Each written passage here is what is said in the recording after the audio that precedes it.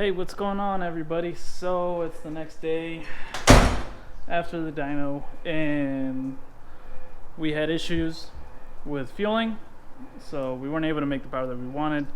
We just were running out of fuel up top. No matter how much more the tuner tried adding fuel up top, the pump just could not keep up. So what I got in here is I believe it's an Aeromotive 340. It's only about a year old, so I think we just found the limitations of the pump with the 85. So I do have a spare pump that I got chilling over here. If I remember correctly, this was a Walbro 455. I'm not sure if the sock if I should just keep rocking the sock on it, or maybe go with a different kind. Get a new one for it. I'm probably gonna call the auto parts store to see if they have one. If not, I may just rock it for now. So I'm gonna go ahead and swap this one in there. So I'm gonna have to take it out of this hanger, and put it in the new hanger and get everything wired up. So I'm gonna go ahead and start jacking up the car and see if I can get this done before the sun goes down. You know, it's already starting to be winter here in San Diego, so the sun goes down pretty quick. And then I'm also on the shaded side, so it's even worse. And I only got one light bulb. So I'm gonna go ahead, get cranking on this, see if I can set any records swapping out a fuel pump and a Fox body. Wish me luck.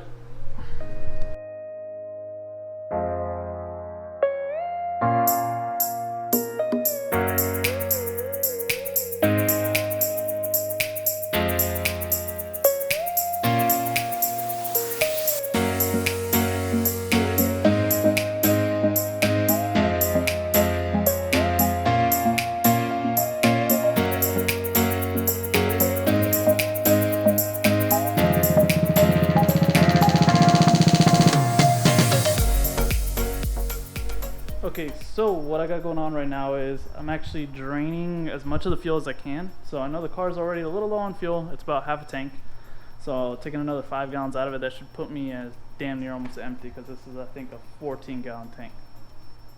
So right now I actually have the fuel pump hot wired into a jump box. And what that's doing is keeping the fuel pump on at all times and filling up this gas jug. So once this thing starts getting close to full, I'll kill it, I'll stop it, and be able to pull the tank now a lot easier, because it'll be probably 20-30 pounds lighter. So yeah, just make sure when you guys are doing this, be as careful as you can, because you know you don't want any kind of sparks going off when you got a lot of fuel vapors, especially next to the fuel tank. So I made myself a little jumper out of an old harness, had same style connector on there, so I was able to just plug it right in.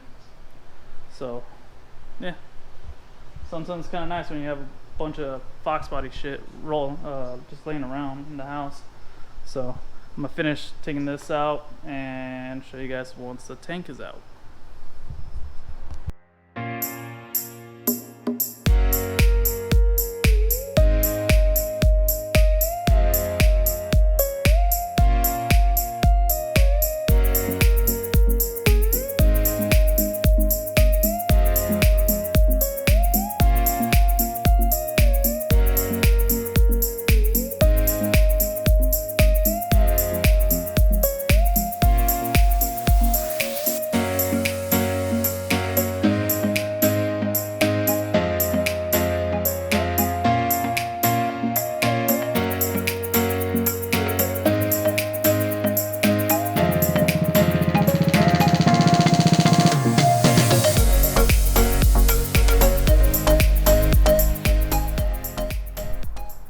Okay, so here we got our 3 pumps.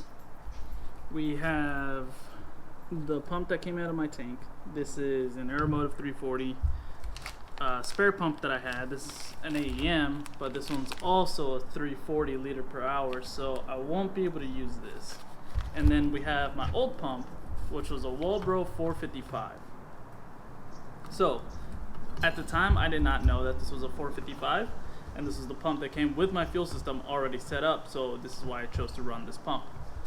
Now knowing that this was a 455 and E85 compatible, I would have just ran the 455, so would have avoided this entire mess. So I'm gonna go ahead, unplug all this, probably figure out a way to rewire it in here, and cross my fingers, and hopefully this pump can hold fuel pressure at watt better than this pump. So let's get to it.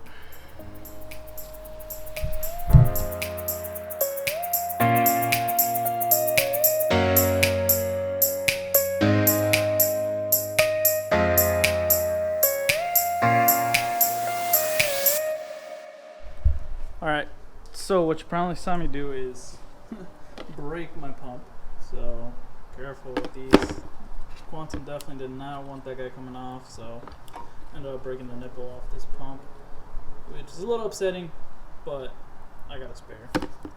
Another thing that we're going to have to do, we will have to modify the housing because this pump will not fit in there. So we're going to have to probably trim a good bit of the bottom. You also saw me measure, since this is going to be a stationary object, I use this as a measuring device to see how low the pump actually sits. That way we get the height as close as possible, so we're not just burying the sock into the bottom of the tank, and it's also not too high where it's not going to be able to suck up any fuel. So we'll go ahead, take this to the Dremel, make sure I clean it off with some brake clean so there's no more fuel on it, and get it nice and dry before I start cutting away.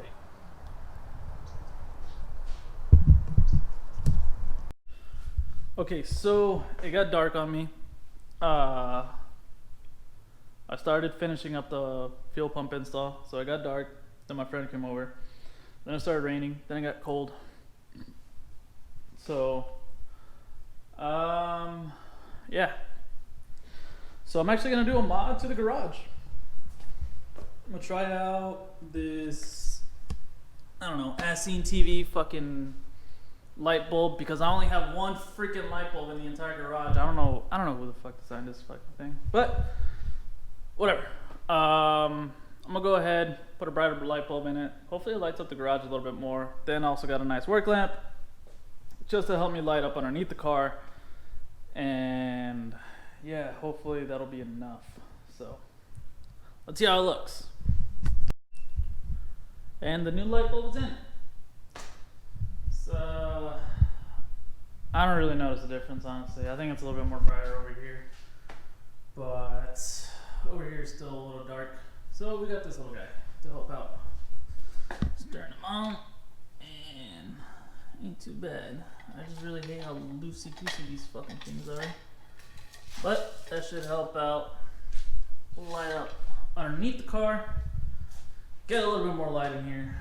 I really do got to get me some ballast for the top, and I think just getting some of those will definitely help out a ton, you know, put some light in this garage.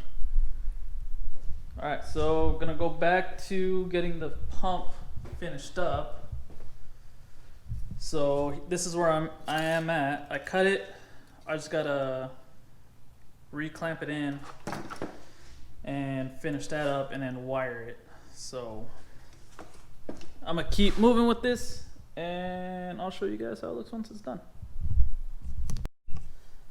And here we got our completed assembly. So, ooh, before I forget, I do have to tighten down that clamp. So everything's on. The pump is clamped in like it used to be in this one, and it's wired in. So got a nice weatherproof connector on there. So I'm just gonna finish up putting that clamp on there and getting it back in the tank. So I've shown you guys how to put everything back in the tank before. If not, you know, just scroll through my videos. I did do a fuel system in another Fox body. So if you guys are wondering, it's just a reverse process of what I'm doing, what I already did. So I'm gonna slap everything back together and show you guys how once it's all completed.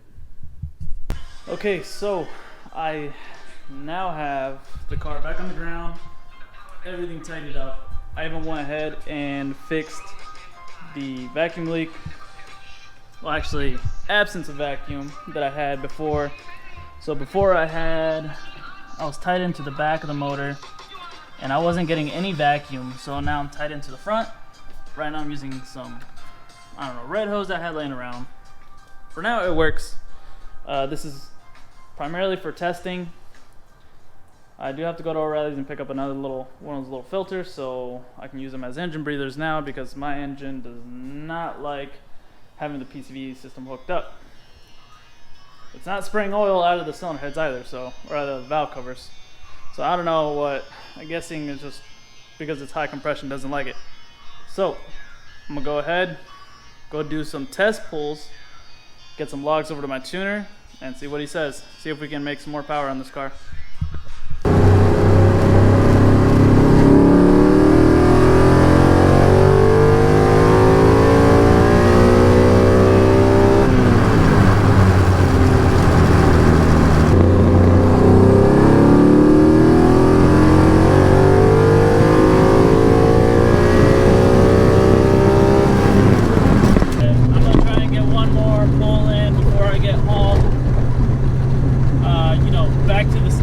From Mexico, of course.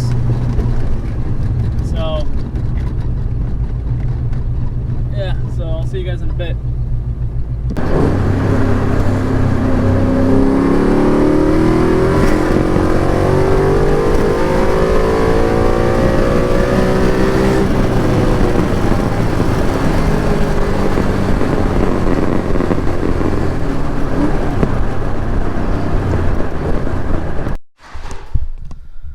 Okay, so what happened? We did a couple test hits and everything went somewhat good. So what happened was the cold air. Fucking, I don't even care about messing up the shop. But so what happened was the cold air. This clamp, I think, just wasn't tight enough. So, oh yeah. Definitely was not tight enough. That guy's good.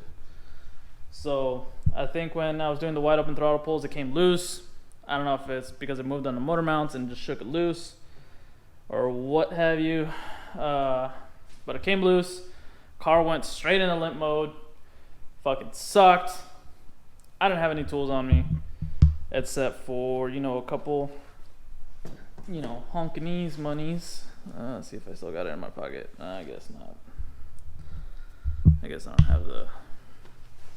Oh, no, I do. Sick. So, here you go. That is what saved me right there. 20 Hong Kong cents. And yes, they do use cents in Hong Kong. So, it's a very Americanized country. So, I'm going to go ahead, email these data logs over to my tuner. He already knows that they're coming, so yeah. So I think I'm gonna end it for tonight. That was enough excitement. This car is hella sketchy. I think it does need an alignment for sure, because when I think I was probably doing like 120 or something. I was up there, but when I got on the brakes, they stopped really good and it almost made the car fishtail. So the brake bias is also going to need some tuning. Probably going to have to add some more, or actually take away from the rear if it wanted a fishtail. So that means the rears may be locking up a little bit too soon before the fronts. So that's going to need adjusting. The alignment definitely needs adjusting because the car wants to shoot over to one side when I let go of the wheel. And let's see, what else does the car need? Oh yeah, I need to get rid of that. Put another one of these on there. And I think after that, I think she should be good. Should be solid. Just an alignment and a couple tweaks here and there. And maybe just top off the coolant, because we did find that leak. I have yet to top off the coolant. Car was not overheating. So that goes to show that it's still good. But I do want to make sure that my coolant is topped off, all the fluids are topped off, and everything's good. So I'm gonna call it a night. I'll catch y'all later. do your best to keep it in between the ditches and keep the shiny side up. Unless the whole underside of your car is covered in oil, then that's probably the shiny side, you know, because shitbox nation. But yeah, I'll catch you guys later. Peace.